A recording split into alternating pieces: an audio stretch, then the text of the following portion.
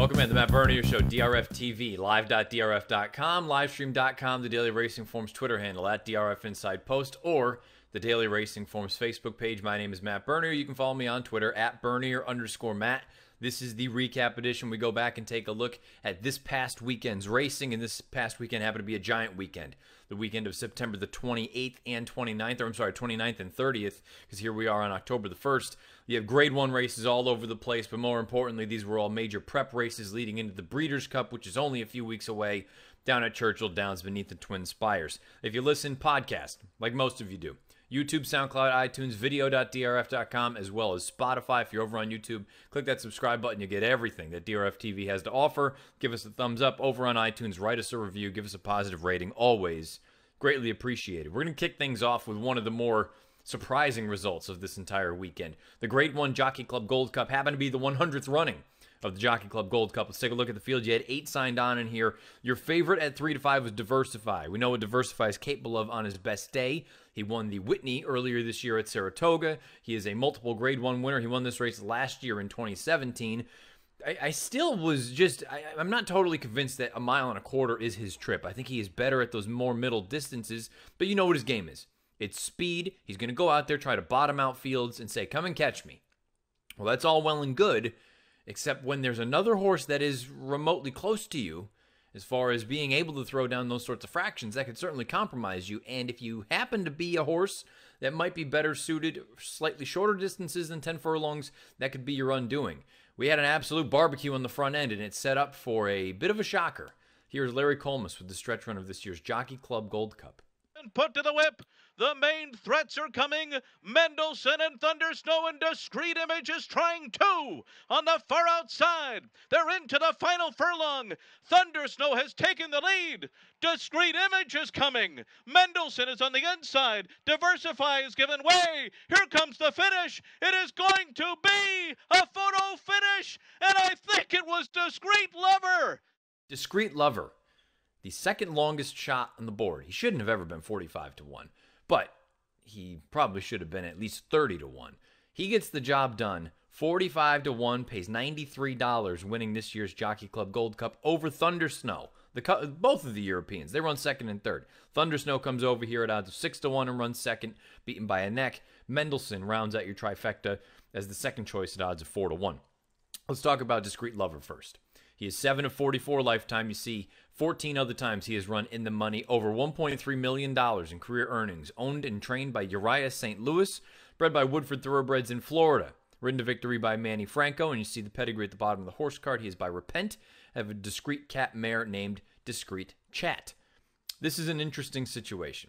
From a speed figure standpoint, from a buyer perspective, 103 for Discreet Lover, 123 time form U.S. rating. That is including the pace aided or pace factored in to that number from time form U.S. Thunder Snow, a 103 buyer and a 123 time form U.S. rating. Mendelssohn, a 101 buyer, but again, when you factor in the pace situation and how close he was to it, he actually earned the same figure that the top two did, 123. Carlino runs fourth, 97 buyer, 116 time form U.S. rating. Diversify, the pace setter, 96 buyer, 121 time form U.S. rating, again, simply because he was going as fast as he was. Time form U.S. had the half, 3/4, and mile calls, all color-coded red, meaning the fractions were fast. I'm going to go out on a limb and tell you that the opening quarter would probably also be considered fast, and I would say that's color-coded red as well. This is an instance where pace makes the race. We talk about it all the time. When you have just a crazy pace up front, it could eventually or occasionally collapse and help set things up for horses coming from well off the pace. That's exactly what you had here on Saturday afternoon at Belmont Park. Discreet Lover was taken to basically the rear of the pack for the most part, started to make up a little bit of ground, but when you see the fractions of 22 and 3, 45 and 3, 109 flat, think about that. They're going 10 furlongs, 109 for 3/4. That's a legit sprint fraction. Going 10 furlongs, boy, it's going to be tough to hang on and keep going on. The mile, they stopped that in 33 and 4. Final time, 1:59.99. Discreet Lover took advantage of that. The pace melted down. He came. Manny Franco patiently got the horse to relax, and they came with their run. Discreet Lover is the kind of horse that he always will show up, more often than not, with a legitimate bid. Uriah St. Louis had said that the sort of reasoning for such a poor performance in the Woodward most recently was they were probably too close to the pace. He's best when you take him back, get him to relax, make that one run. I don't think anyone sitting here saying Discreet Lover all of a sudden should be looked at as one of the key contenders for the Breeders' Cup Classic. In fact, they may not even go to the Breeders' Cup Classic. Uriah St. Louis is doing right by the horse. He's saying, I would go if he is good. He comes before any Breeders' Cup. Basically just saying, if he checks out and everything's good at coming out of this race, they'll go on. And if for some reason there's a little bit of a hiccup and he needs some time, they won't go to the Breeders' Cup. But if he comes out sound and everything is beautiful, they'll go on to it. If they go to the Classic, he is certainly not one of the top 3, 4, 5 contenders in that race. But he is that kind of horse. To me, I'd be looking at him saying he's probably going to be pretty darn close to the price that he is in this race, 30, 40 to 1. You know that the 10 furlongs isn't an issue for him. If he gets a little bit of pace, he's going to come with a bid. And even if he doesn't get giant pace, he's probably going to come with an honest effort at the end. Is he this good? Is he truly one of the best horses in the world? No, absolutely not. Nobody's going to say that. But it's an awesome story. And this is the kind of horse, from a gambling standpoint, he can certainly run third or fourth in a race like the Classic at a giant price. And really, that's what you're looking for in races like that. You need to identify who's going to win, no question about it. But if I can find a horse like this that I know is going to infuse some value at a giant price, and he's probably going to appreciate the 10 furlongs more than some of the other horses, why not? Discreet Lover, I've always been a big fan of this horse. I never thought that he would do something like this. I always had said when he is appropriately placed, he runs to his best. Well, guess what? Everything worked out here. This was a great effort. And again, tip of the cap to Uriah St. Louis. It's an awesome story. Manny Franco gets the job done. Let's talk about Thunder Snow and Mendelssohn, because I kind of feel like they need to go hand in hand because they're the two Europeans. Thunder Snow, his most recent start over at York, I thought was disappointing the way that he just packed it in as badly as he did after being up in the front end. This race here, though, it at least showed that he can come with a bid. Now, again, you got to look at it and be honest when you're going over this race. He had a beautiful setup, too, because he was about 7 lengths behind the top 2 horses that were setting the pace. And eventually, when they started to tire, he comes with his bid. Now, he did make the first move, so if you need to give him some bonus points for that. But he had a pretty good run of this race.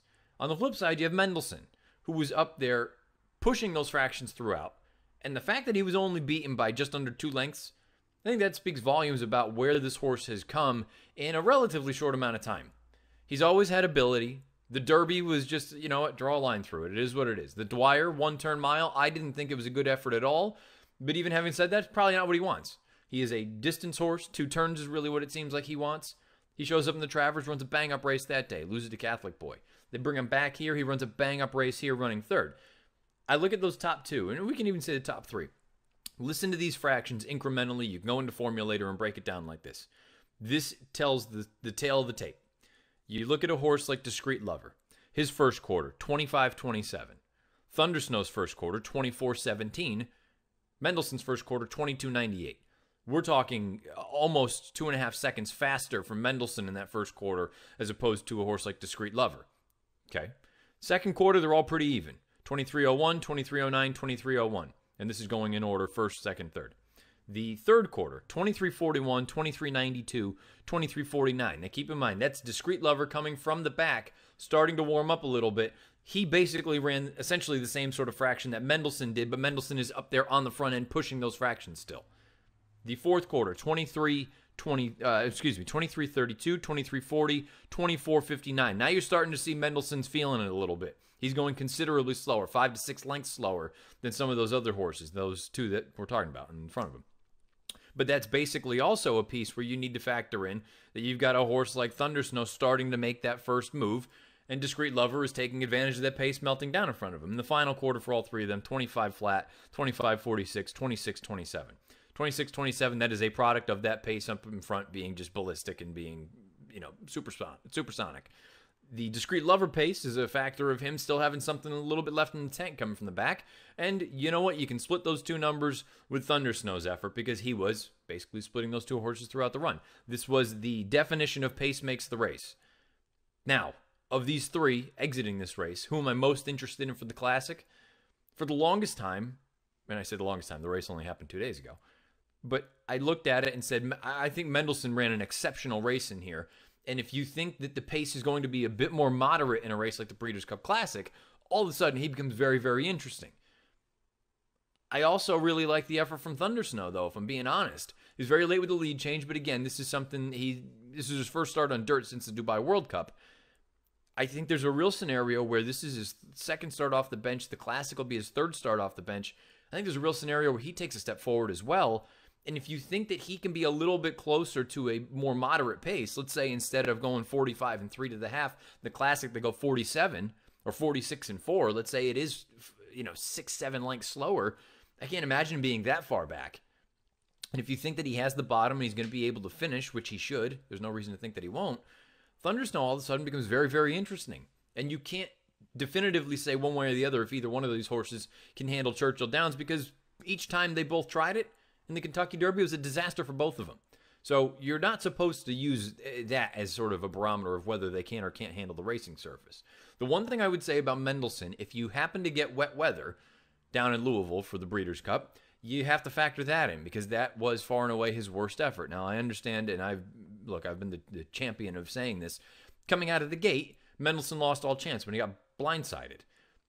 But having said that, it didn't look like he was appreciating running over that sort of wet racing surface as well.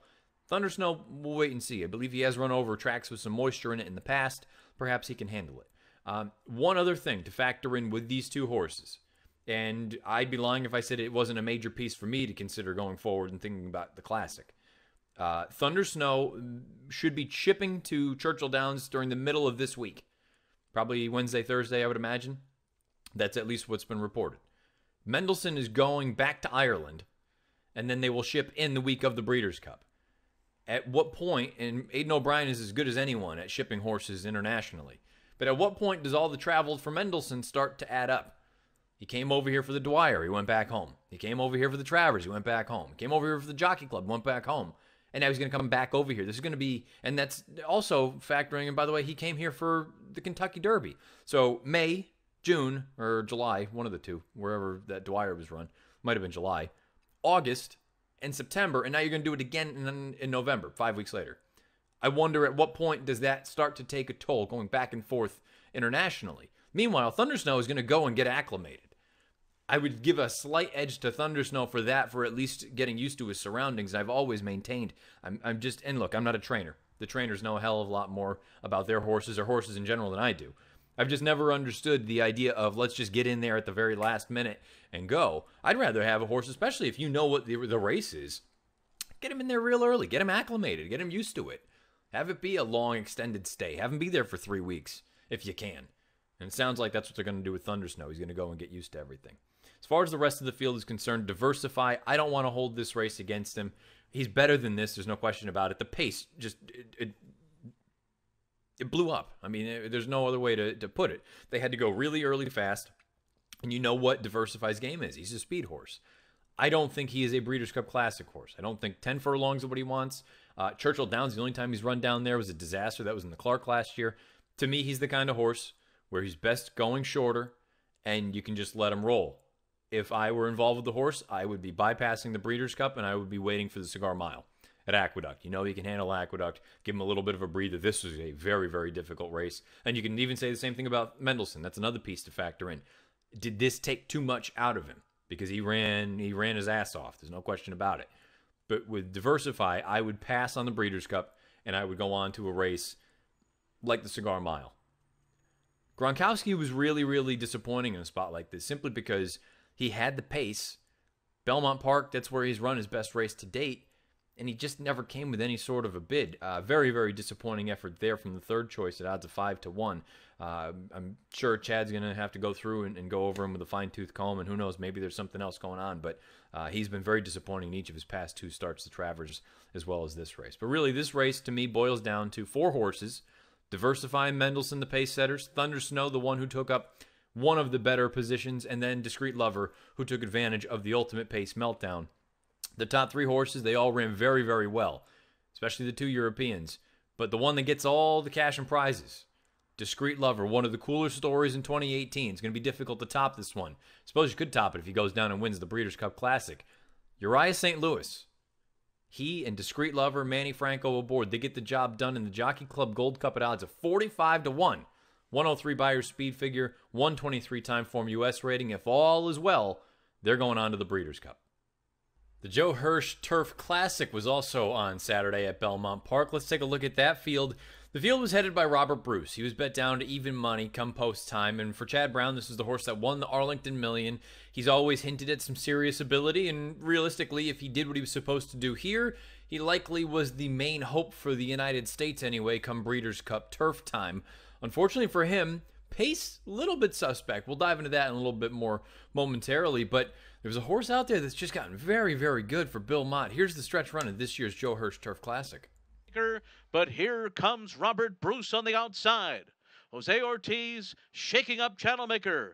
Irad Ortiz on the outside with Robert Bruce. The two of them arrive in the final furlong. Channelmaker keeps on finding on the inside. Robert Bruce made a failed run at him. And Channelmaker is going to win the Joe Hirsch Turf Classic, going away by 4.5 lengths. Robert Bruce was second. Channelmaker, and then it was Sadler's Joy third. A field of 7, gets the job done by 4.5 lengths.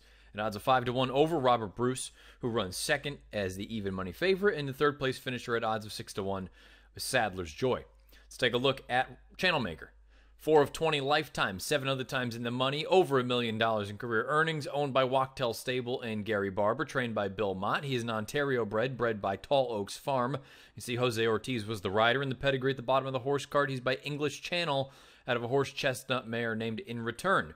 Big figures for this race. This was an impressive number for a horse like Channelmaker. He earned a 108 buyer and a 130 Timeform US rating. Now, Timeform US had the pace and the fractions color-coded red. I don't know that I totally agree with that. They had the half, the mile, and the 1.25 mile split all color-coded red, meaning they were fast, potentially helping horses coming from off of it and compromising horses forward. But Channelmaker wired this field, and the way that he was moving, I know the course was listed as soft, and the fractions themselves were 25, 50 and 2, 16 and 1 for 3/4. I don't know how fast that actually was. I think it was an honest pace, but clearly, if you really believe that the fractions were that fast, Channelmaker ran an exceptional race. He ran a great race regardless, but if you think the fractions were fast, he ran even better than what the numbers would suggest. This could easily just be the case of a horse that has finally put it together.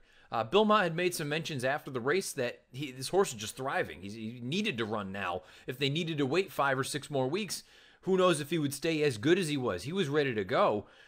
If he stays in this kind of form, with these kind of figures, and now this newfound running style, and that was always the tough thing with Channelmaker. Channelmaker always would come with these nice runs, but he was always a little bit farther off the pace, coming from the back. He'd come with a run. Sometimes it'd be a good third. Earlier this year out in California, it looked like he was going to go up and win a flat mile race in the Kilroe. Couldn't quite get there. Maybe there was questions about how much did he actually want to win. Same can be said about that first race up at Saratoga. But now all of a sudden he has a little bit of a tactical gear, and the fact that he was able to make the front in a race like this, if you think he can be within 2 lengths of the pace in a race like the Breeders' Cup Turf, and he's coming into it on the heels of a 108 buyer and a 130 Timeform US rating, you know he can handle firm going and he can clearly handle ground with giving it, this horse all of a sudden becomes a little bit interesting. I don't want to go as far as to say he reminds me of Beach Patrol for Chad Brown last year, but Beach Patrol was a consistent horse that, he was probably a little bit tough luck loser in a couple of instances. But my real sort of comparison here is in this race last year, Beach Patrol went from a low 100 kind of horse, and he jumped up, I believe, to close to a 108 or a 109 buyer leading into the Breeders' Cup.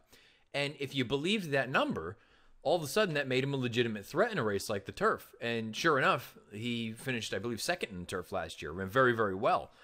That's kind of what Channelmaker has been. Channelmaker's always been a low 100 kind of horse, and then all of a sudden, bang, you get a 108 and a 130 Timeform US rating. This becomes a very, very interesting horse, to me anyway, in my eyes, come Breeders' Cup Turf time, if you're looking for an alternative to the foreign horses. And also keep in mind, I suppose this in a way flatters a horse like Glorious Empire. Now, the only thing I'll say about Glorious Empire, his best races very clearly have come up at Saratoga. We'll find out if he can run as well as he does up there elsewhere. But Channelmaker, I'd be lying if I said I wasn't a little bit intrigued, especially considering the way that our domestic horses have run. Instead of just taking turns beating one another, at least Channelmaker has started to string together some consistency. And again, with this newfound tactical speed, he's very interesting. When you look at the final quarter times for these horses, I'll just go over the top 3, mainly because we know how good Robert Bruce is, and we know what Sadler's Joy is capable of as far as a closing kick. Sadler's Joy, the third place finisher, he comes home in 25.66. Robert Bruce comes home in 25.15. For perspective, Channelmaker kicked home in 2474, or 2472, excuse me. He ran. This was a big effort from this horse. Now, Robert Bruce on the far turn looked like he was on absolute cruise control. And then when he was asked to go from Murad Ortiz, a little bit late with the lead change, but when he made the lead change, it was a little bit awkward, the move. It looked like he kicked up a pretty significant divot. And I don't want to say that he lost his action, because he never did, but it just, I don't know. It wasn't the smoothest thing. And I do wonder if this is a horse that does slightly better over firmer ground, maybe more so than ground with some cut in it. I think he is still a legitimate threat. It sounds like they're going to probably go on to the Breeders' Cup turf. Hopefully everything is good, and they're also going to consider that for Sadler's Joy, the third-place finisher. But to me, this is, again, becomes just, it's much of the same. It seems like whenever there is a new horse on top, someone else comes along. And maybe I'm setting up for a horse like Channelmaker to show up in the Breeders' Cup and not run well. But I think the good news about Channelmaker, at least I would imagine, if you get any of the big names from Europe, if you get an Enable, or if you get a Roaring Lion and he doesn't go to the Classic and they choose to go to the turf, there's a scenario where Channelmaker is in that low teen range, 10, 11, 12, 13 to 1. And I don't think he's totally without a chance. Based on the form that he's in, and again, with this newfound tactical speed, this is a very interesting horse. Robert Bruce is going to get bet because he's Chad Brown, no question about it. But I think you've got to look at him and say, you know what? Probably circumstances they're not ideal in a race like this with the pace situation. Again, depending on how you want to look at it. And at 1.5 miles, I believe he's done that down in his native Chile. I don't think the distance is a problem for him. You get a little bit firmer going. I still wouldn't throw out Robert Bruce. Sadler's Joy, I have to admit, I'm starting to wonder if he's just lost it a little bit. Maybe he doesn't quite have that same closing kick that he once did. He's still a very talented horse. He can still get pieces. I just wonder if his time is past us as far as being a legitimate top-level, grade 1 caliber, 1.5 mile kind of turf horse. The top two, though, I thought ran quite well. Channelmaker, very, very impressive. Maybe he's just turned the corner as a 4-year-old here. He gets the job done impressively in the Grade 1 Joe Hirsch Turf Classic. 108 Beyer, 130 time form U.S. rating, and it sounds like he is doing as well as he possibly can leading into the Breeders' Cup. This next one's going to be short and sweet. The Grade 1 Vosburgh, there was a field of 7 signed on, but there was really only one horse in here. Imperial Hint, he was coming into this race on the heels of one of the more impressive efforts visually and even from a speed figure standpoint that you will ever see in a Grade 1 when he just decimated a field in the Vanderbilt up at Saratoga. He comes in here. This was nothing more than a means to an end to get to the Breeders' Cup Sprint where he is likely to be the favorite. He did not disappoint. Here is the stretch run of this year's Vosburgh. 4.37 seconds. They're into the stretch. And Imperial Hint's under a hand ride here. Javier Castellano takes a peek back. There's no one coming. Mr. Crow is second. Silver Ride is third on the outside. It's just so easy. So easy for this little rocket ship. Imperial Hint geared down in the Vosburgh. And then it was Mr. Crow's second. Never asked to run a step, Imperial Hint gets the job done at odds of 1 to 5. Mr. Crow runs second at 12 to 1. And Silver Ride runs third at odds of 16 to 1. Let's take a look at the winner of the Vosburgh, Imperial Hint, 12 of 18. Lifetime, $1.4 million in career earnings, owned by Raymond Mamone. Trained by Louis Carvajal Jr., bred by Shade Tree Thoroughbreds Incorporated in Florida, ridden to victory by Javier Castellano, and the pedigree at the bottom of the horse card. He's by Imperialism out of a La Hint mare named Royal Hint. Speed figures, not that impressive for this race. 99 Beyer, 116 time form U.S. rating for Imperial Hint, but he was never asked to run a step. Again, this was very reminiscent of that effort up in the Vanderbilt at Saratoga. But the difference was this field was just far inferior to what he faced up there. And that's why I'm really not diving into this race too much. I look at it, my only concern and the only thing I'll say about this race, I think Imperial Hint is the best sprinter in the country. I don't think there's any question about it. No disrespect to the West Coast horses who we'll see coming up this weekend at Santa Anita. No disrespect to the sprinters we'll see down at Keeneland this upcoming weekend. I think if Imperial Hint runs his best race, I don't think anybody else is better than him. The only sort of caution and concern that I have is, did he get enough out of this race? And I know you look at those splits and you see 22, 44 and 1, 55 and 3, and they stop the clock in 8 and 1. The main track at Belmont on Saturday was exceptionally fast. And the way that he moved, it reminded me a little bit of the only time this year that he got defeated. He was defeated. He got beat. Put them all together. You get my point. Going back to the race at Churchill Downs on Derby weekend, and I know it was 7/8 of a mile, and I know it was a wet track, but he has won on a wet track in the past, so I'm not going to really use that as much of an excuse. My thought was, did he lose that day because he hadn't gotten enough out of his race prior down at Tampa Bay Downs, where he faced a far inferior group? He looked visually just like this, never out of first gear. Did he get enough out of that race, going into a race like that race that he ran in the Churchill Downs?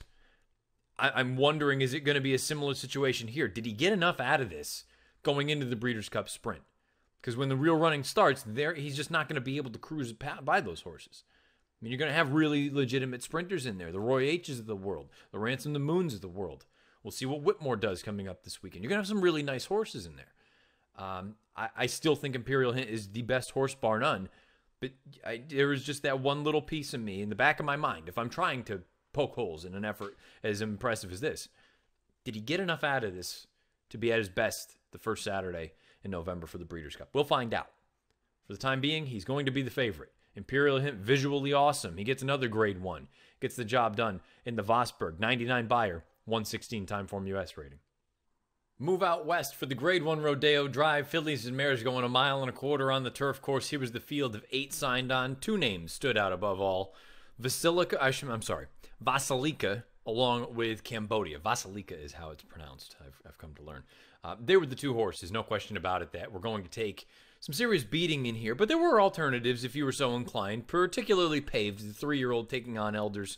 She was the horse that it kind of felt like 1.25 miles would be her bread and butter. But from a talent standpoint, she still seemed significantly slower than the top 2. Ultimately, very formful race. Here's the stretch run of this year's Rodeo Drive. Rosario angles Paved into the clear, but she gives the top pair 2.5 lengths in upper stretch. Sophie P tries to run on, and so does Beau Recall nearer the inside. It's Cambodia, Vasilika by 2 lengths to Paved and Beau Recall. Vasilika just in front of Cambodia and Paved.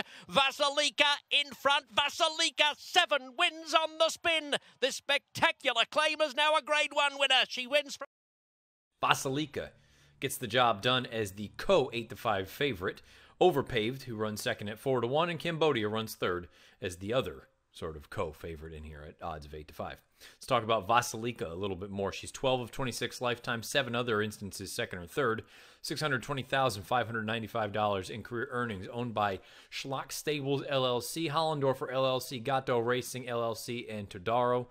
Trained by Jerry Hollendorfer, bred by Mikhail Yanikov in Kentucky, ridden to victory by Flavian Pratt, and you see the pedigree at the bottom of the horse card. She is by Skip Shot, out of a marquetry mare named La Belle Marquette. 98 buyer, 123 time form US rating for Vasilika, winning the Rodeo Drive. Paved 97, 122. Cambodia 96, 122. Time form US had the half, 3/4, and mile splits, all color-coded red, meaning the fractions were on the fast side of things. Perhaps that contributed to Cambodia fading as badly as she did. And I shouldn't say as badly as she did. She was defeated by a length. But she certainly came home slowest of the 3 that comprised your trifecta. The winner, Vasilika, came home in 23.99, Paved 23.87, Cambodia 24.33. I've long thought Cambodia is better going shorter. I think she's 1 mile on a 16th, mile on an 1/8 type. I think I'm going to be safe here saying that she put the sort of horse for course thing, or I shouldn't say horse for course, dependent on running at Del Mar turf, sort of, she squashed that feeling for some people. Cambodia is a nice horse. I just don't think she wants to go this far. Vasilika is as cool a story as you'll find right there. Not quite as maybe as impressive or neat as the Uriah St. Louis Discreet Lover story from earlier, but Vasilika was a 40 claimer, and now she's a grade 1 winner. She's ripped off 7 consecutive victories. She has tactical ability. She can go to the front. She can come from off of it. She can sit just off. The problem that I have, and look, she's paired up buyers of 98. Usually I think that precedes a forward move.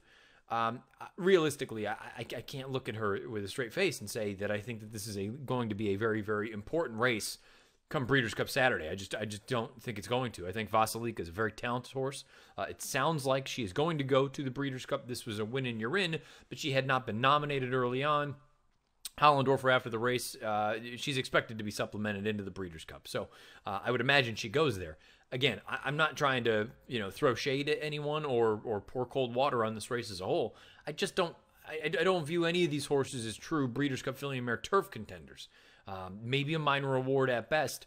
I believe on the NBC broadcast, there was a statistic, something along the lines of this race over the past handful of years, there's been no one that's won out of the 40-some-odd horses that has exited it, and I don't really believe there have been many that have been all that competitive. This just is not necessarily a race that I'm thrilled about as far as Breeders' Cup implications are concerned. Going forward, I think there are going to be races for a couple of these horses. Vasilika, obviously, in Southern California. Maybe she finally is the one that's taken over this division, and this is hers out there. Paved, I could certainly see her in a race, at the end of the year, like I believe the American Oaks, which is a 3-year-old restricted race. One last time, 1.25 miles at Santa Anita. That one to me feels like it makes a lot of sense.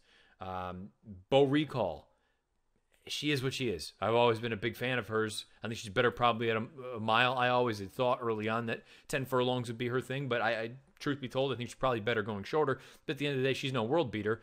And with Cambodia, she's only going to have likely one more race, I would imagine. They long talked about the matriarch back at Del Mar as being her sort of swan song. And you know what? That's what I think she is. She's a brilliant miler. I think she's very, very good. And she loves Del Mar. I think everyone in the top 3, they have to be pleased with how they're coming out of this race. But just strictly from a Breeders' Cup standpoint, I just don't know how much of a sort of effect this race is going to have on the big dance, on the big race. And that's no disrespect to any of the top 3. I thought it was a very, very good effort from all of them. But I just don't view any of them as true Breeders' Cup caliber runners. Cambodia, though, from a talent standpoint, I think she makes all the sense in the world for a race like the Matriarch. And Vasilika, maybe this is her time now going on. She's only 4 years old. You would have to imagine that going forward, she's going to be the boss of that filly and mare division in Southern California. As far as the rest of the field is concerned, really no excuses. Ambacelli, Sophie P, Queen Blossom, Tis But a Dream. There's a reason they were all 11-1 or greater. None of them ran particularly well. Tis But a Dream, they put the blinkers on. She went out there and set the fractions. And if you believe that the pace was as fast as Timeform US is suggesting it was, keep in mind the raw numbers are 23-3, 46-3, 10-2 for 3 quarters. Perhaps you want to give Tis But a Dream a little bit of the benefit of the doubt. But at the end of the day, Vasilika, she is rock solid and she's on fire. She's on a tear right now. It's always dangerous to underestimate horses that all they do is go out and win races. Her next one's going to be a heck of a lot more difficult. Sounds like Vasilika is on to the Breeders' Cup filly and mare turf at Churchill Downs on the heels of a victory in the Grade 1 Rodeo Drive. 98 buyer, 123 Timeform US rating. Onto a race that perhaps has more intrigue exiting it than it did even going into it. The Grade 1 Awesome again Saturday at Santa Anita had 2 horses that figure to be prominent players in the Breeders' Cup Classic. One of them the likely favorite in Accelerate for John Sadler. The other, West Coast, coming off of a long layoff for Bob Baffert. The field of 6, really the other 4, kind of, no disrespect, but this was about 2 horses. First things first, let's take a look at the stretch run of this year's Awesome again. The Lieutenant Prime Attraction, 3/16 left to go. It's Accelerate with West Coast dogged on the inside. Isotherm between them running a bold race. West Coast and Accelerate, a riveting renewal of the Awesome again. Accelerate on the outside with his head in front close to home. West Coast running out of puff, has given a good account of himself, but Accelerate keeps powering on. Accelerate 2.5 lengths coming away to beat West. Accelerate prevails at odds of 1-5 over West Coast, who off of the long layoff runs well enough, beaten 2.25 lengths, and Isotherm runs third at odds of 57-1, the longest shot on the board. Let's take a look at the winner, Accelerate. 9 of 21 lifetime, 10 times second or third, just under $2.5 million in career earnings, owned by Ronus Racing LLC, trained by John Sadler, bred by Mike Abraham in Kentucky. Ridden victory by Joel Rosario, and you see at the bottom of the horse card, he is by Looking at Lucky out of an Awesome again mare named Issues. Oddly enough, we have a little bit of a family connection with the race. From a number standpoint, this is where things really sort of, I don't want to say go sideways, but get interesting. Where you can look at this race, and this is going to be one of the more important races that you as a handicapper need to make a call on come Breeders' Cup Saturday. Accelerate earns a 100 buyer speed figure and a 122 Timeform US rating. Just for perspective's sake, Accelerate in his race prior, the Pacific Classic, earned a 137 Timeform US rating and a 115 buyer speed figure. This is a significantly slower effort for a horse like Accelerate. And by the way, if we're just using sort of statistical points as frame of reference, this is the slowest race Accelerate has run since, since 7 starts back, when he earned an 84, which off the top of my head, that might actually be last year's Breeders' Cup. this is an instance where you're going to really need to sit back and make a decision as a handicapper and say, what am I making of this? West Coast earned a 97 buyer and a 124 Timeform US rating. The Timeform US rating for him was higher because he was up there on the pace, and Timeform US had the half, the three-quarter, and the mile call, all color-coded red. They staggered home in this race. Accelerate came home in 13:68, West Coast 13:96, Isotherm 14:06. Those are final eighths. If they had to go an extra eighth of a mile, they're going to be in the 27-second range. Some of them maybe even 28 seconds or slower. This track at Santa Anita, the main track, you've heard people out there, I heard people this weekend discussing that it seems to be much deeper. It's deeper in the mornings, deeper in the afternoons. The final clocking would suggest that as well. They stopped the clock at 50-1. These are top-level Grade 1 horses. But the question now becomes, going into the Breeders' Cup, is this the kind of effort you want to take a short price on? Because Accelerate is probably going to be the favorite. And not only was it because the clock and the final time and these speed figures have come back on the slow side, Accelerate did some things that I didn't love on Saturday, to be frank. Reluctant to load into the gate. Threw a little bit of a fit in the gate. When he first broke out of the gate, hanging on his left lead down the front side. He's very professional. And he carried a lot of ground in here, and he carried the high weight of 125, and he had a lot of things going against him. I'm not saying he ran poorly. I'm just suggesting if you're looking at him as a, let's just throw a number out there, as a 3-1 sort of price for the Breeders' Cup Classic at 10 furlongs in Kentucky off of this effort, is this really what you're looking for? That's up for you to decide. I thought West Coast ran fine considering this was his first start since March. Probably needed one. The fact that he boxed on the way that he did, I thought that was impressive. But at the same time, and we had heard different things. With Baffert, you hear 80%, we got to get a good race into him, good hard race, so he's ready to go for the Classic. Well, how often does Baffert bring a horse back short?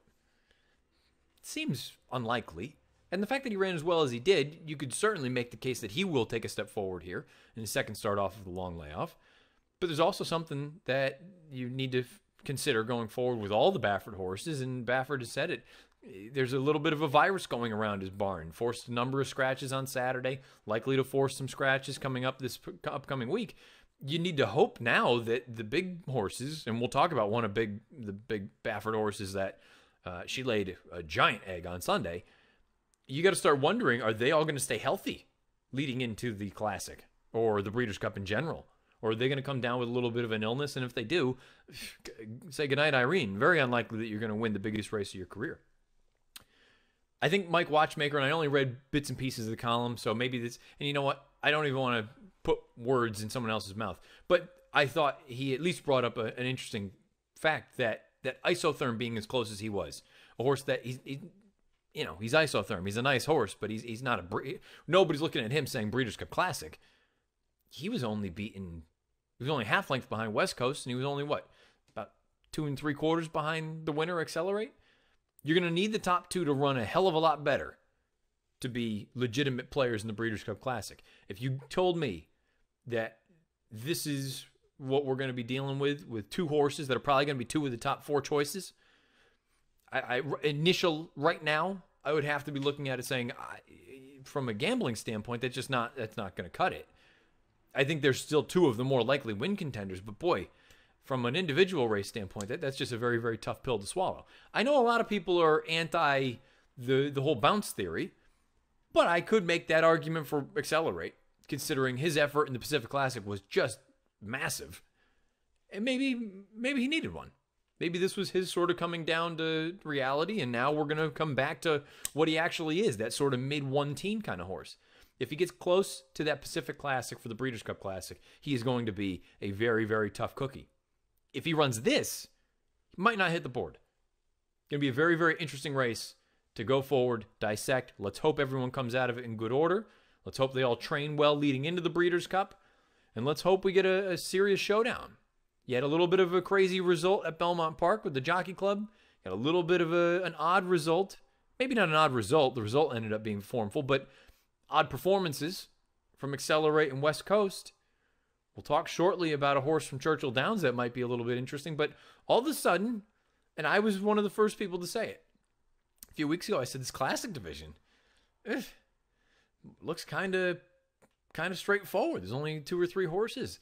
Now, maybe you have the opportunity as a handicapper to get a little bit creative.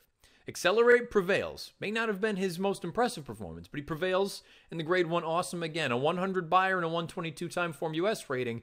It'll be interesting to see.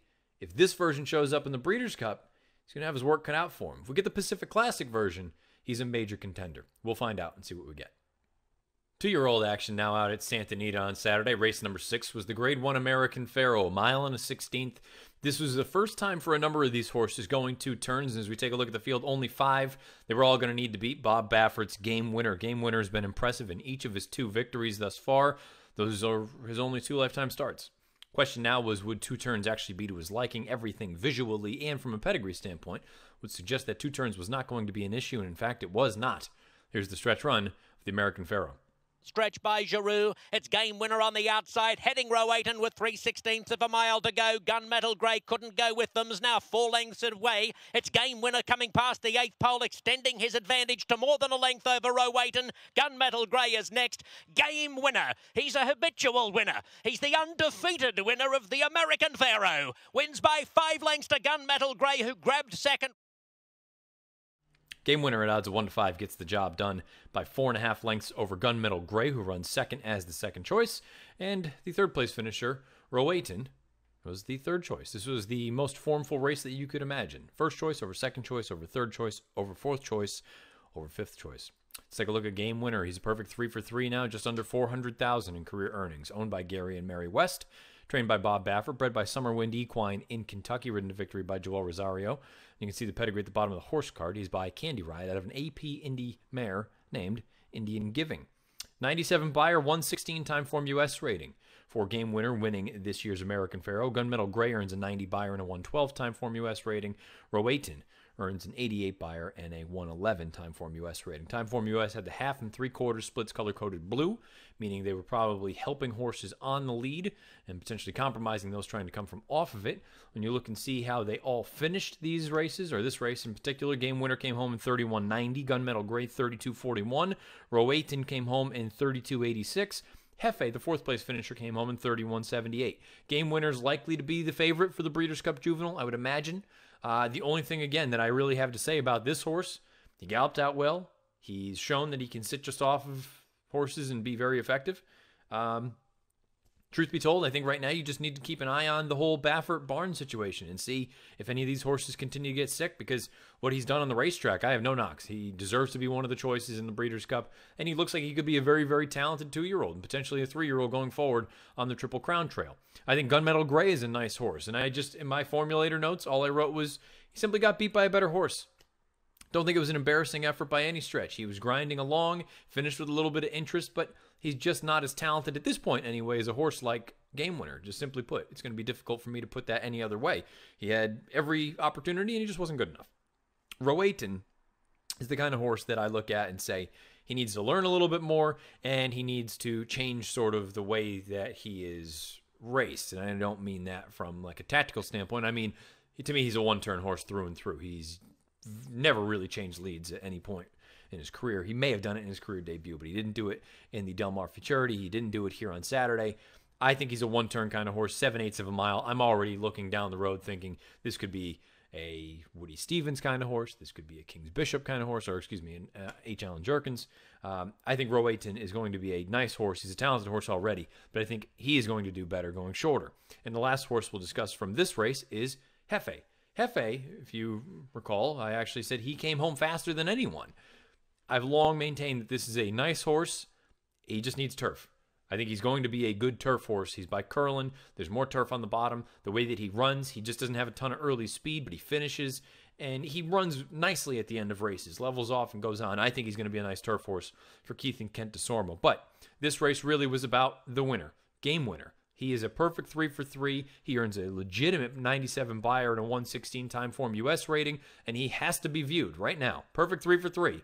Has to be viewed as one of, if not the outright favorite, for the Breeders' Cup Juvenile.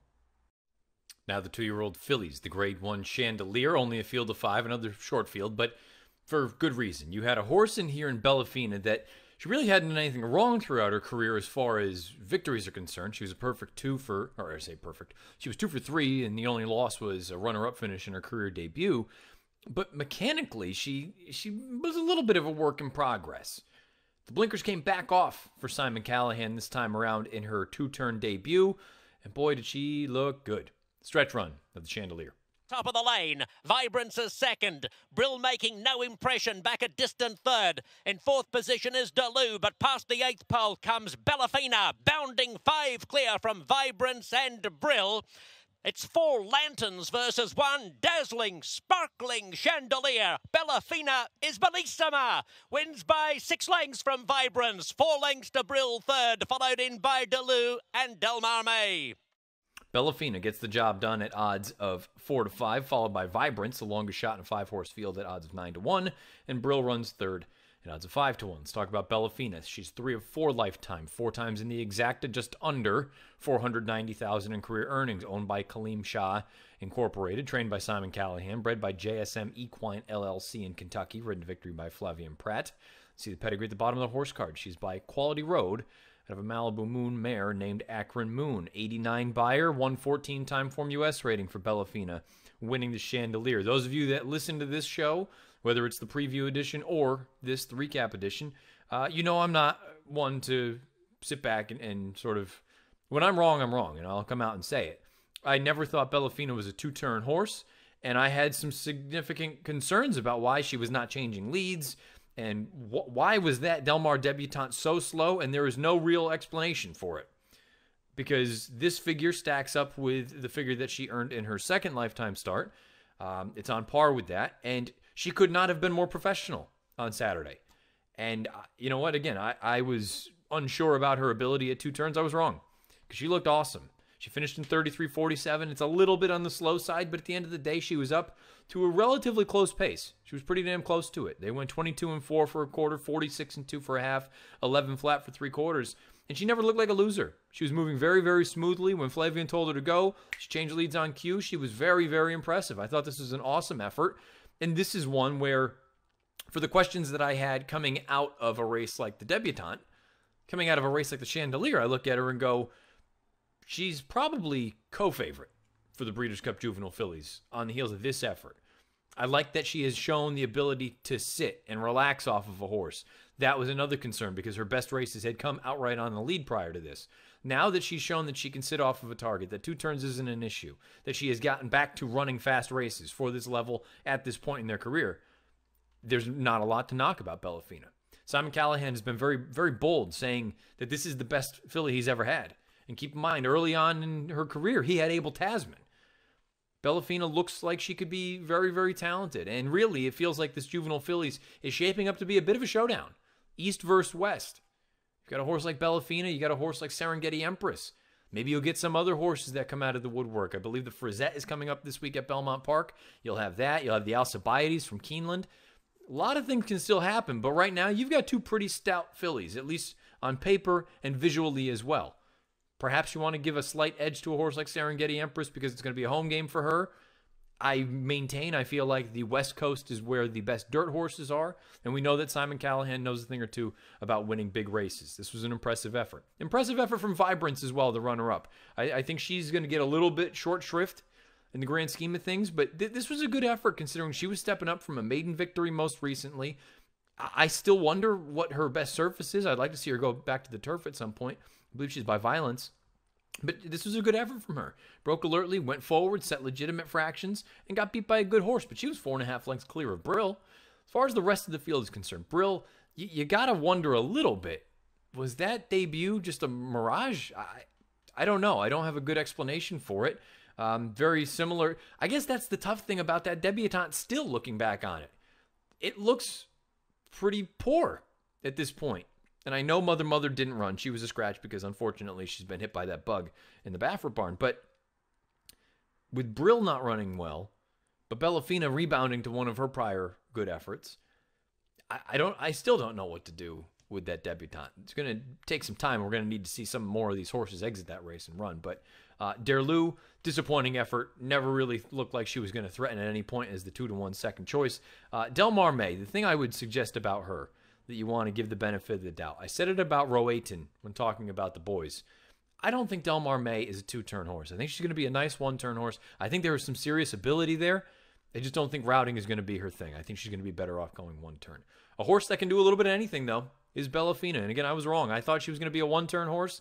She was awesome on Saturday, getting the job done in the Grade 1 Chandelier. She earns an 89 Beyer and a 114 time form U.S. rating. It sounds like she is on to the Breeders' Cup Juvenile Fillies, and not just on to that race, but she's going to be one of the favorites in there, her and Serengeti Empress. And we'll see. Maybe there'll be some other girls that join them at the top. But right now, Bellafina looking very, very legit headed into the Breeders' Cup.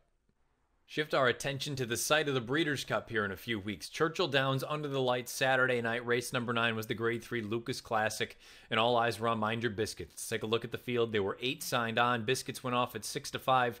He ran well enough in the Whitney to think that 2 turns was not something he was incapable of doing. The question now just ultimately is, what is his best game? Because the Lukas Classic was run under the lights, and Mind Your Biscuits did what he was supposed to do. He prevailed by 4 3/4 lengths at odds of 6-5. Toast to New York. Hats off to Jamie Osborne. Very impressive. He runs second off of a long layoff at 11-1, and Honorable Duty runs third at odds of 5-2. Mind Your Biscuits, let's talk about him more. 18 times from 24 lifetime starts has he been in the exacta, 8 of them victories. 3 other times he's run third. Just under $4.3 million in career earnings, owned by a whole mess of people. Shad-Eye Farm, J Stables LLC, Head of Plains LLC, Summers, and Kisber. Trained by Chad Summers, bred by Jumping Jack Racing LLC in New York. Ridden to victory by Tyler Gaffalione. You can see the pedigree at the bottom of the horse card. He's by Posse, out of a Tocket mare named Jasmine. This is look, 108 Beyer and 127 time form U.S. rating. This is an effort that makes Mind Your Biscuits, look, it makes him a legitimate threat in any race that he goes. And Chad Summers said we've got a lot of things to consider at this point now. He could easily be he may not be the favorite in a race like the Breeders' Cup Classic, but he could certainly be a contender. He would absolutely be a contender in the Dirt Mile. And although the 6 might be a hair on the sharp side for him, he would certainly be a contender in a race like the Breeders' Cup Sprint. And the fact that he's run well at Churchill Downs under the lights, which is the sort of scenario you'll be looking at for the Breeders' Cup Classic should they choose to go there. I have no knocks about this. He sat off of a horse. He looked very good. It was a very visually impressive effort. He drew off down the lane, final 1/8 of a mile in 12:45. Galloped out very, very well. This was a big league effort. And again, this was his first start since the beginning of August. So there's a scenario where he may have needed this one and he wasn't totally cranked up and ready to go. If you think he takes a step forward off this, and let's just hypothetically say they go to the Classic with him. If he takes a step forward off this, you don't know what you're going to get from those West Coast horses. You look at the East Coast runners. Diversify may or may not be here. Uriah St. Louis now all of a sudden has a horse that's in the Classic, but if you look at Discreet Lover, I don't think talent-wise he's quite as good as Mind Your Biscuits. You got the European horses, they're all well and good, but who knows? Maybe they're not as good as Biscuits. I don't know. I don't think it's crazy to look at a horse like this and say, if you came to me and said, I like Mind Your Biscuits for the Breeders' Cup Classic, heck, I might even say it. Who knows? I don't think it's crazy at all. I would have thought at the beginning of the year that it was crazy to think that because I thought he was a one-turn horse. He has proven that this is pretty darn good. He's impressive doing whatever he wants. Anything between 6 and 9. Very impressive effort from Mind Your Biscuits. Let's also be honest. Very impressive effort from Toast in New York. Toast in New York was mid-pack, made a big move on the far turn. Very wide, probably 3-4 paths. And he kept plugging along. He finished in 12:58, got a little bit tired, but when you consider he hadn't started since the Pegasus World Cup, which essentially was a non-starter, then prior to that, he only had one race since the Breeders' Cup of 2014. The fact that this horse is still plugging along and he's still got something left in the tank, that's impressive too. And if you think he moves forward, I'd be stunned, if I'm being honest, if he won the Breeders' Cup Classic.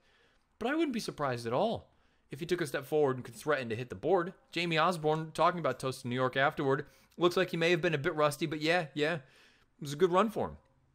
If he takes a step forward, there's no reason he can't run 3rd or 4th in a race like the Classic. I thought it was a good effort. And when you compare the fractions of the top 2 runners, Biscuits went 23.83, 24.53, 24.08, 23.75, 12.45. And when you look at Toast, 24.36, 24.28, 23.98, 24.26, 12.58. Very clearly the final sort of 8th and the final 3/8, let's call it that, rather than get quarter and 1/8. The final 3/8 for each of these horses was solid, but there's no question that Biscuits finished better than Toast did. And again, he was much more close to the pace. And if you think that this was nothing more than a prep to get to the Classic, I think it's difficult to look at this and suggest that Toast will turn the tables on a horse like Biscuits if they go in the Classic. Long story short, I think you have to look at Mind Your Biscuits in any of those 3 races, potentially for the Classic, potentially for the Dirt Mile, potentially for the Sprint, and look at him and say he is a top threat for a race like that. To be honest, if I owned the horse or I had anything to do with him, after what I saw on Saturday, and who knows, we'll see, maybe some things will change between now and then, I'd be saying Classic all the way.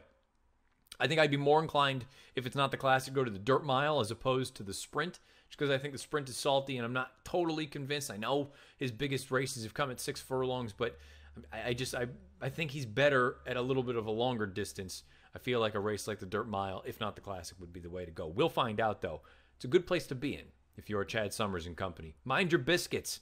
Comes back in a giant way, looks very impressive, and he's going to be a contender in the Breeders' Cup wherever he goes. A 108 buyer and a 127 Timeform US rating, winning the Lukas Classic. And the last race we'll go over here on the recap edition is the Grade 1 Zenyatta from Sunday at Santa Anita. Let's take a look at the field. Only 6 of them signed on. This was really not supposed to be anything spectacular. This was supposed to be more or less a procession. A nice prep race for Abel Tasman, the 1-9 favorite. She was supposed to come in here, just do what she was supposed to do, and then go on to the Breeders' Cup Distaff, likely as the favorite, and if not the favorite, one of the favorites. Instead, we got something totally different. Here's the stretch run of the Zenyatta. Where Vale Dory takes a slender lead from Shenandoah Queen. 2 lengths Lamuna. La Force is next, and Abel Tasman in 5th position, doing absolutely nothing. Vale Dory from Shenandoah Queen, followed by La Force and Lamuna. The blinkers have sharpened up Vale Dory. She's in front close to home, and Vale Dory takes the Zenyatta from La Force, Shenandoah Queen, Lamuna. Vale Dory, the other Baffert, gets the job done in the Grade 1 Zenyatta at odds of 11-1, followed by La Force at odds of 5-1, and Shenandoah Queen, the pace setter, rounds out your trifecta at odds of 20-1. We had a major bridge jumping situation if you played any of those horses. The show payoffs for Vale Dory, $40.60. La Force, $14.60. Shenandoah Queen, $26.60. Vale Dory gets the job done. Let's take a look at her a little bit more. She's 10 of 21 lifetime, 8 other times, second or third. Over $1.3 million in career earnings, owned by Sheikh Mohammed bin Khalifa Al Maktoum, trained by Bob Baffert, bred by Abolengo in Argentina, ridden to victory by Joe Talamo. And the pedigree at the bottom of the horse card, she's by Asiatic Boy out of a Halo Sunshine mare named Valerina. 93 buyer speed figure for Vale Dory, winning the Grade 1 Zenyatta. Don't know that she is Breeders' Cup material, but we've long maintained, myself and Illman, we talked about this for the past handful of years. We'd love to see her turn back to 7/8 of a mile for the Filly Mare Sprint. I don't think that's going to happen, mainly because Baffert seems to have probably 2 of the main contenders for the Filly Mare Sprint. And truth be told, a 93 is not fast enough to win a race like the Distaff, but maybe Vale Dory, all of a sudden, this was her first start in blinkers. Maybe she's going the right direction. And if you think that this division now all of a sudden is up in, shambles, maybe Vale Dory's interesting, I suppose. Who knows? We'll find out where they decide to go with her going forward. I don't mean to give everyone else short shrift, but this really boils down to Abel Tasman, about the non-effort from her. Again, bet down to 1-10. And she finishes 5th, and she, at no point, looked like she wanted anything to do with the race. Now, again, I've brought it up a couple other times earlier, and Baffert himself brought it up afterward. His quote following this was, "She's up there where the sick horses are. I hope she's not getting sick. I'm about as stunned as everyone else. Mike said she was not into it. That's not the Abel Tasman we know. She never runs a bad race. If indeed she is getting sick, then that's obviously not a good thing going into a race like the Breeders' Cup Distaff if she gets to that point. And that is nothing more than pure speculation. But if she's getting sick, it seems like she'd probably end up missing some time here. The good news is you still have 5 weeks. But boy, I mean, that would be a very difficult position for the connections to be put in. If she's not getting sick, to be honest, to me, that's even more alarming. Is this just a sign that she just doesn't want to do it anymore? You also have to wonder, maybe it's coincidence, maybe it's not. Her and Elate put on an absolute show up at Saratoga. Elate emerges from that race with an injury. Abel Tasman returns and looks like a shell of herself. We've seen other instances in the past where just knockdown, drag-out races can completely sap horses of what they've got. I don't know that that's the case here for these two fillies, but would it stun me? No. This was a disaster, no question about it, an unmitigated disaster. And if you are looking at Abel Tasman come Breeders' Cup Distaff time, just as a handicapper, think long and hard about what you're doing. You're probably going to be taking a short price, one of the favorites, on a horse that's coming in off of a complete non-effort. We know at her best she can certainly win the Distaff. Are you going to get her best? She earned a 76 here on Sunday afternoon. We'll find out. If she gets there, what kind of form is she going to be in? Abel Tasman bombs in the Grade 1 Zenyatta. Valdori, her uncoupled stablemate, gets the job done at odds of 11-1. And wherever they go with her, she's at least coming back into it in good form, which is something more than we've seen from Valdori in recent memory. Nice effort from her. She is a Grade 1 winner. That's going to button up the deep, in-depth recaps for this week. We do have a nice little stakes montage we'll throw out there. Some important and impressive races, including one race from Belmont Park. And I'm not going to tell you which one, but most of you probably already know what I'm talking about. There's a race at Belmont coming up in the stakes montage that it's going to have major Breeders' Cup implications, and you may be looking at the next star going forward for a pretty potent barn in New York. Without further ado, the stakes montage. Starting to put in a mild bid as they come to the top of the stretch. Some Like It Hot Brown. Off the turn in front, Social Paranoia 2 lengths behind. And then it's 40 under and Opry on the far outside. Coming into the final furlong. Some Like It Hot Brown still there. 40 under now ranges up alongside. And Manny Franco and 40 under have taken the lead in late stretch. And 40 under takes the Pilgrim. Some Like It Hot Brown with Alarna quickens up with Dr. Mounty after 6 and 115.84. Projected just off them in third, trying to tip out to the center of the track just a bit in her left-handed urging. It is Dr. Mounty in front. Dr. Mounty projected coming on the outside, shifting in a bit, but coming charging hard now, diving back toward the inside, and Irish Straight getting involved late on the inside too. Projected has to work for it. Dr. Mounty on the outside. Projected Dr. Mounty photo together. Dr. Mounty and Project. He's bid as they turn for home. It's Ashley Love Sugar by a length to Ann Arbor Ready. Liam the Charmer is down the outskirts, finishing purposefully. Then you gotta wanna to the 16th pole. Ashley Love Sugar being tackled by Liam the Charmer. You gotta wanna next. Liam the Charmer takes the lead. Liam the Charmer, bred by the McAnallys and groomed by John Henry's longtime groom, Jose Mercado, gets up to win from... Coming to the top of the stretch, Newspaper of Record turns for home in control. The main threat on the outside, Miss Technicality, who's trying to close the gap.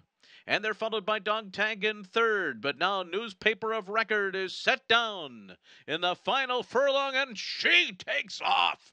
Oh, she's pouring it on late. This is one fine filly. Newspaper of Record. She won it by 8.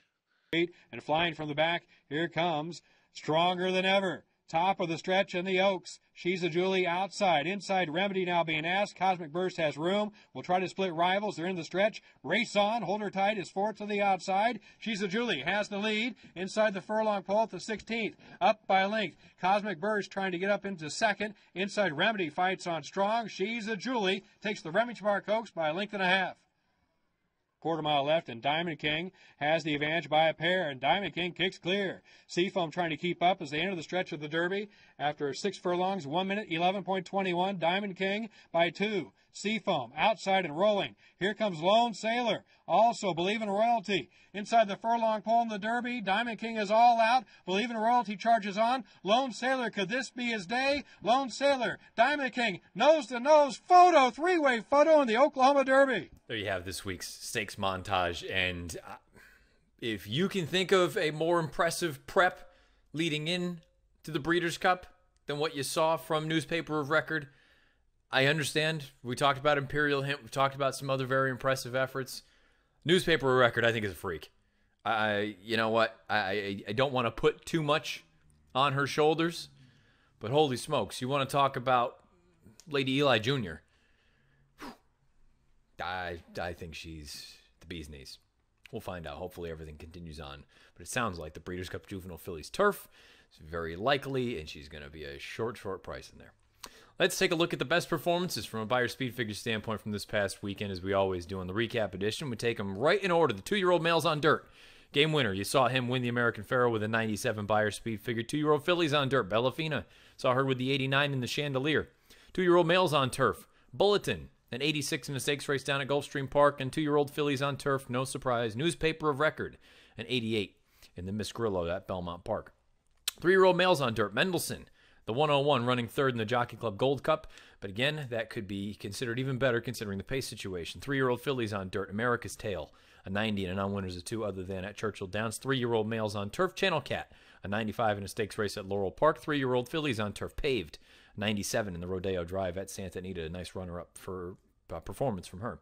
Older males on dirt. Mind Your Biscuits, the 108 in the Lukas Classic at Churchill Downs, leaves plenty of options and doors open for the connections. Older fillies on dirt. Marquis Miss and Vale Dory, they each earned 93s, 1 in a stakes race at Remington, 1 in the Zenyatta at Santa Anita. Older males on turf. Channel Maker, the 108, we talked about him earlier in the Joe Hirsch Turf Classic at Belmont. And older females on turf.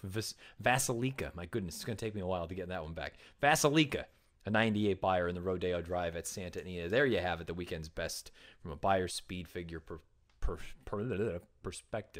performance perspective. It's been a marathon one here on the recap edition.